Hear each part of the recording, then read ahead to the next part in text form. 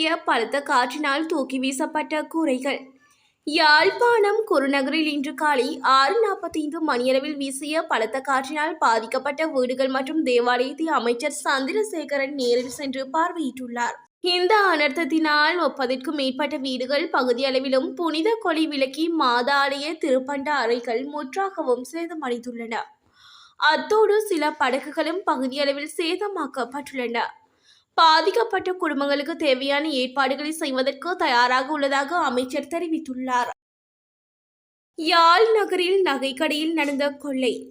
யாழில் உள்ள நகைக்கடைக்கு சென்று நூதனமான முறையில் பணத்தை அபகரித்த சம்பவத்தில் இராணுவ புலனாய்வு பிரிவை சேர்ந்த மேலும் 2 கைது செய்யப்பட்டுள்ளனர். குறித்த விடயம் தொடர்பில் இதுவரை 6 பேர் கைது செய்யப்பட்டு விசாரணைகள் முன்னெடுக்கப்பட்டு வருகிறது.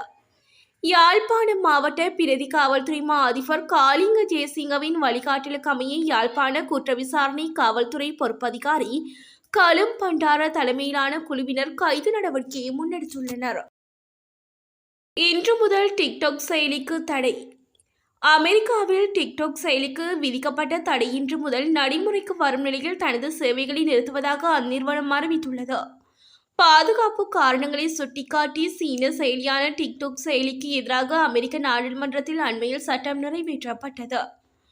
குறித்த சட்டத்தின்படி இன்றைய தினத்திற்குள் அந்த செயலியை அமெரிக்க நிறுவனத்திடம் விற்பனை செய்யாவிட்டால் பிளே ஸ்டோரில் இருந்து டிக்டாக் செயலியை அகற்ற நடவடிக்கை எடுக்கப்படும் என அறிவிக்கப்பட்டுள்ளது. ஹமாஸ் கதை முடிக்க காத்திருக்கும் இஸ்ரேல்.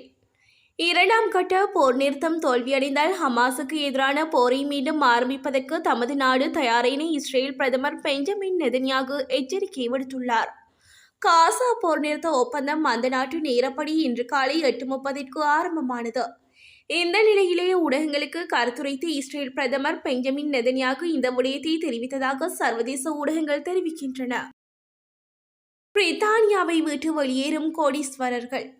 லேபர் கட்சியில் ஆட்சியில் பிரித்தானியாவை விட்டு மில்லியனர்கள் வெளியேறுவது அதிகரித்துள்ளதாக அந்த நாட்டு ஊடகங்கள் செய்தி வெளியிட்டுள்ளன.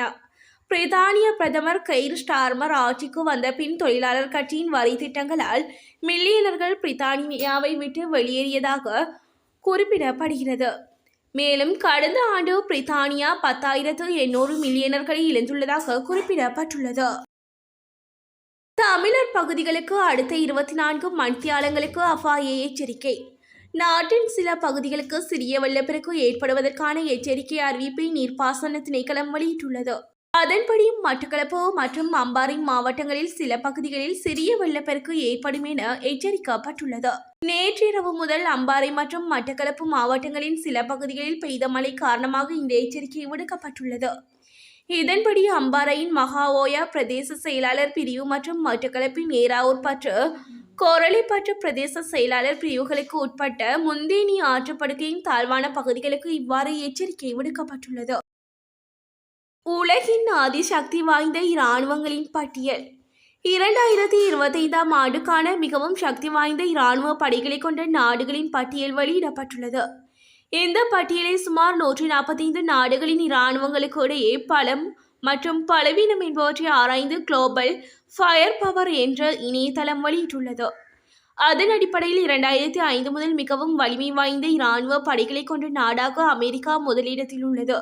அத்தோடு ஒரு வருடத்திற்கு மாத்திரம் அமெரிக்கா தனது இராணுவத்திற்கு 750 பில்லியனிற்கும் அதிகமான டாலர்களை ஒதுக்குவதாக கூறப்படுகிறது.